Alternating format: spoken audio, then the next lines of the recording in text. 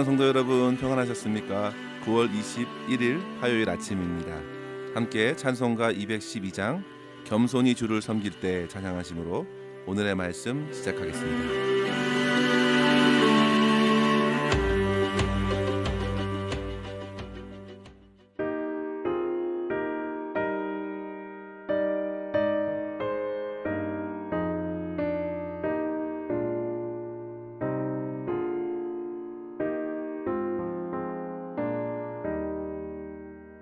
겸손히 주를 섬길 때 괴로운 일이 많으나 구주여 내게 힘 주사 잘 감당하게 하소서. 인자한 말을 가지고 사람을 감화시키며 갈 길을 잃은 무리를 잘 인도하게 하소서.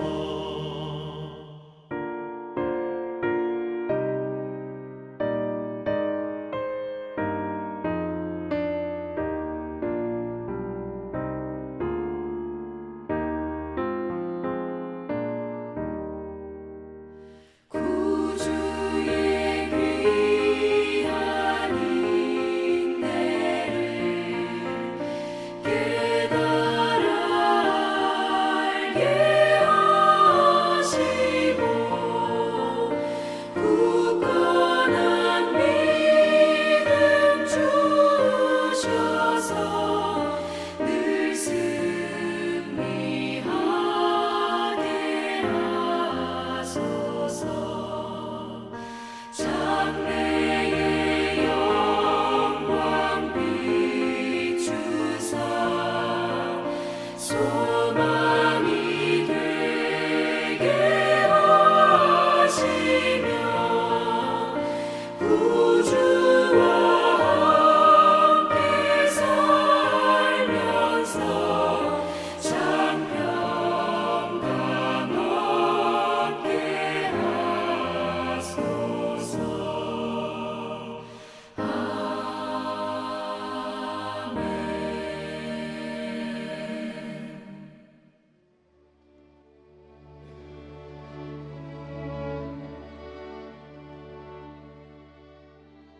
아멘.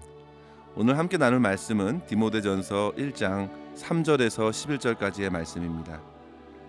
내가 마게도냐로 갈 때에 너를 권하여 에베소에 머물라 한 것은 어떤 사람들을 명하여 다른 교훈을 가르치지 말며 신화와 끝없는 족보에 몰두하지 말게 하려 함이라. 이런 것은 믿음 안에 있는 하나님의 경륜을 이름보다 도리어 변론을 내는 것이라. 이 교훈의 목적은 청결한 마음과 선한 양심과 거짓이 없는 믿음에서 나오는 사랑이거늘 사람들이 이에서 벗어나 헛된 말에 빠져 율법의 선생이 되려 하나 자기가 말하는 것이나 자기가 확증하는 것도 깨닫지 못하는도다. 그러나 율법은 사람이 그것을 적법하게만 쓰면 선한 것임을 우리는 아노라. 알 것은 이것이니 율법은 옳은 사람을 위하여 세운 것이 아니요 오직 불법한 자와 복종하지 아니하는 자와 경건하지 아니한 자와 죄인과 거룩하지 아니한 자와 망령된 자와 아버지를 죽인 자와 어머니를 죽인 자와 살인하는 자며 음행하는 자와 남색하는 자와 인신매매를 하는 자와 거짓말하는 자와 거짓 맹세하는 자와 기타 바른 교훈을 거스르는 자를 위함이니 이 교훈은 내게 맡기신 바 복되신 하나님의 영광의 복음을 따름이니라. 아멘. 디모데전서는 바울의 사랑하는 영적 아들인 디모데에게 쓴 목회 서신입니다. 당시 바울은 로마 감옥에서 약 2년을 지낸 이후에 풀려나서 마게도냐에 머물고 있었는데요. 그때에 바다 건너 바울이 이전에 약 3년간 목회했었던 에베소 교회를 섬기고 있던 디모데에게 목회적인 교훈을 담아 쓴 편지입니다. 우리가 잘 알고 있듯이 디모데는 바울이 2차 전도 여행 중에 루스드라에서 만난 청년이었습니다. 그의 어머니 유니게는 디모데를 신앙 안에서 양육하였고 이후 바울이 전한 복음으로 인해 큰 변화를 받아 바울과 함께 전도 여행을 시작하게 되었습니다.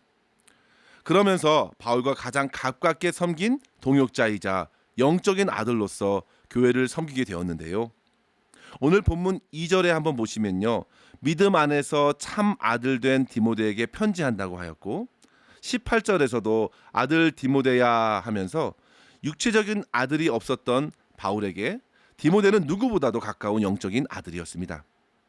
그래서 본문을 묵상하다 보면 바울이 얼마나 그를 사랑하며 편지하고 있는지, 그가 섬기는 교회에서 당면하고 있는 여러 가지 일들을 마치 바울 자신의 일처럼 생각하고 영적인 가르침을 전해주고 있는 것입니다. 오늘 본문 3절에 보시면요. 이미 교회 안에 몇몇 사람들이 다른 교훈을 가르치고 있었습니다.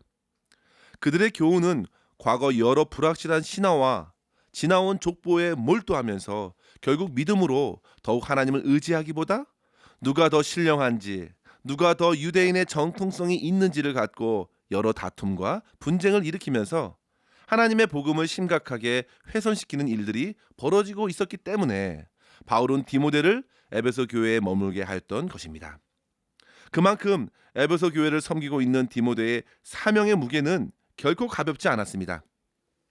사랑하는 성도 여러분, 이러한 바울의 관심으로 오늘날 우리의 상황을 한번 비춰보십시오. 여전히 한국 교회를 흔들고 있는 이단들의 활동이 얼마나 많습니까? 이미 수많은 신천지 성도들은 여러 교회에 깊이 들어가 있고 결정적인 순간에 성도들 사이를 이간질하면서 교회를 나누고 무너진 성도들을 자기의 거짓 교리로 몰아가는 것입니다. 예나 지금이나 교회 안의 거짓 교훈의 위험은 결코 적지 않습니다.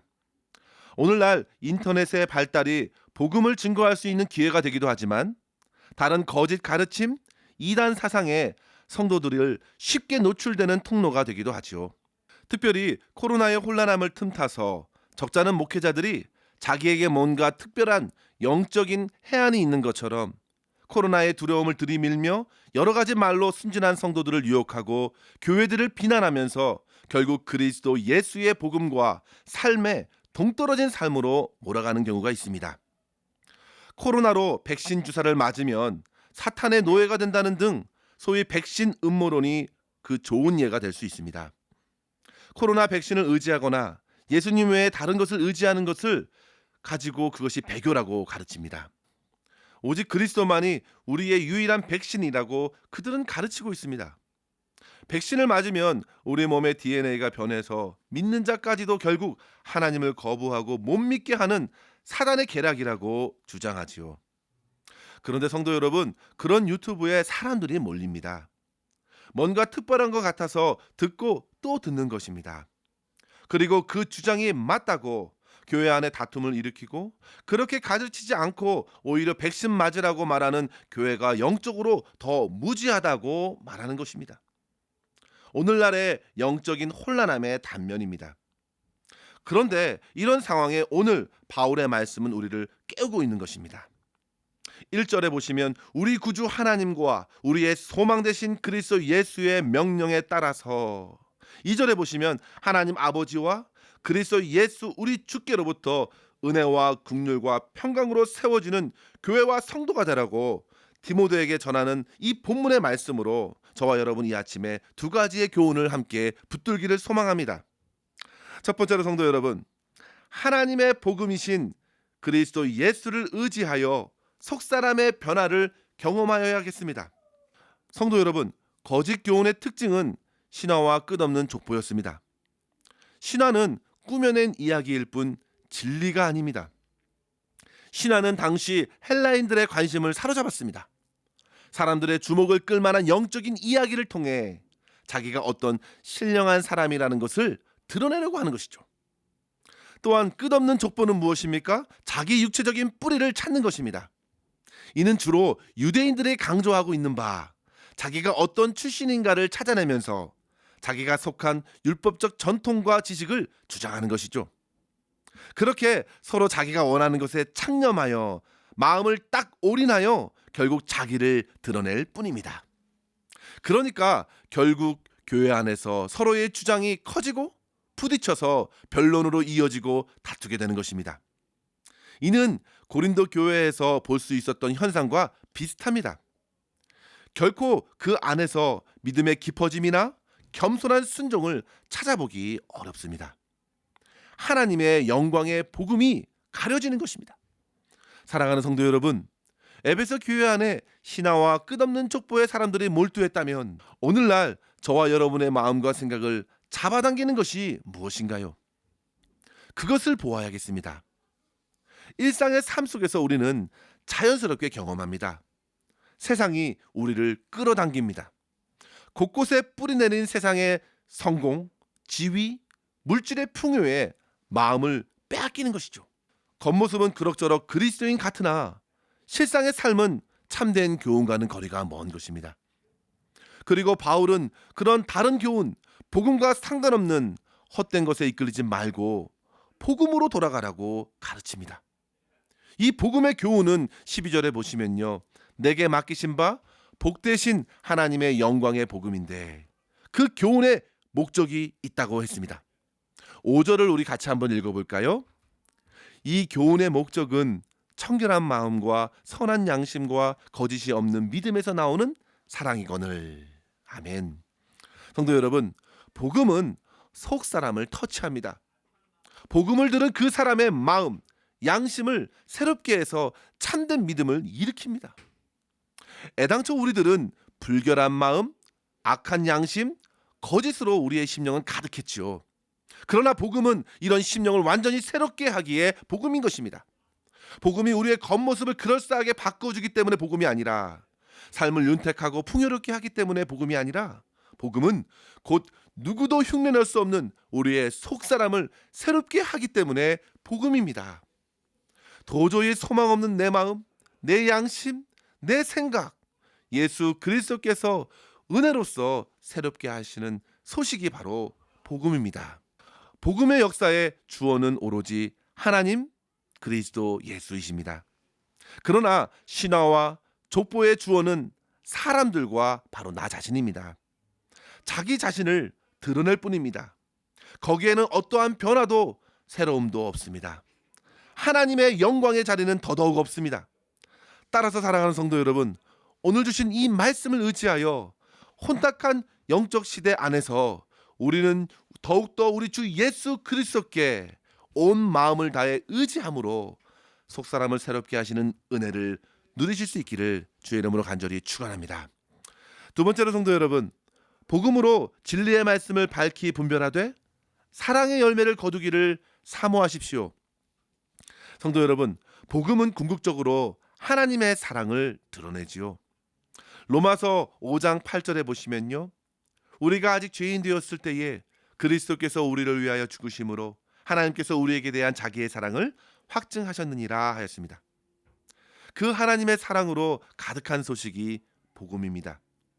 도저히 자격 없는 죄인을 위하여 쏟아 부어주신 하나님의 사랑, 성자 예수 그리스도의 대속의 죽으심으로 은혜로 얻는 구원과 회복의 소식이 바로 복음입니다. 이러한 복음의 증거는 먼저 속사람을 새롭게 할 뿐만 아니라 결국에는 사랑의 열매를 맺게 합니다. 그 사람의 행실과 말과 얼굴을 변화시킵니다. 속사람이 새로워지면 이것은 참으로 자연스러운 일입니다.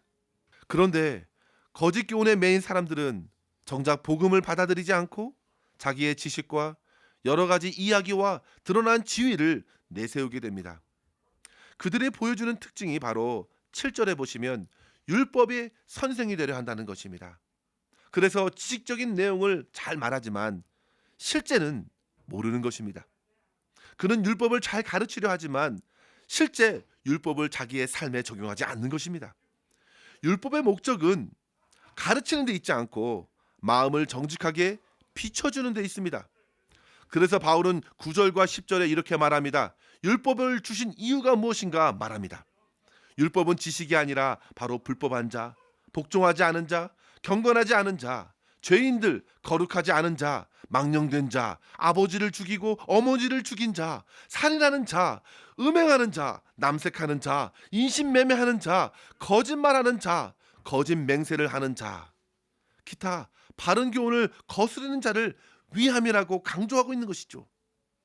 즉 다른 교훈은 율법의 진리의 말씀을 자기에게 적용하지 않고 그저 입으로만 말하는 사람들을 만들어낸 것입니다.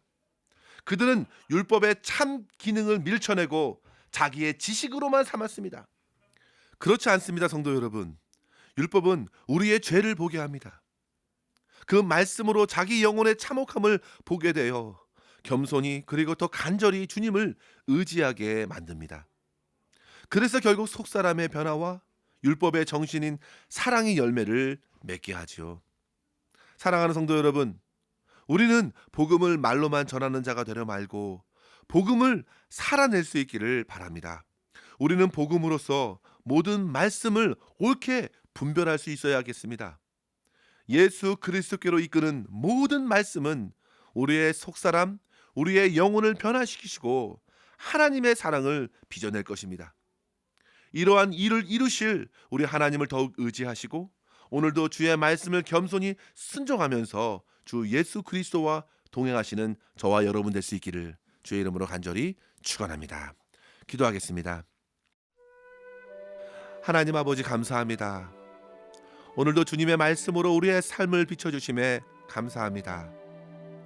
세상에 참으로 혼탁하여 예나 지금이나 교회 안에 여러 가지 세상적 기준과 가치관이 들어와 복음의 그 영광스러운 빛을 가리고 많은 성도들을 미혹해 하오니 주님 저희를 불쌍히 여겨주시고 주의 진리의 복음으로 모든 것을 옳게 분별할 수 있는 영적인 능력을 더하여 주시옵소서. 날마다 허락하신 말씀을 의지하여 회개하게 하시고 우리의 속사람을 변화시키시는 성령 하나님께 순종하게 하시며 주님을 더욱 사모하며 주님을 닮아가는 삶으로 살아갈 수 있도록 저희를 이끌어 주시옵소서.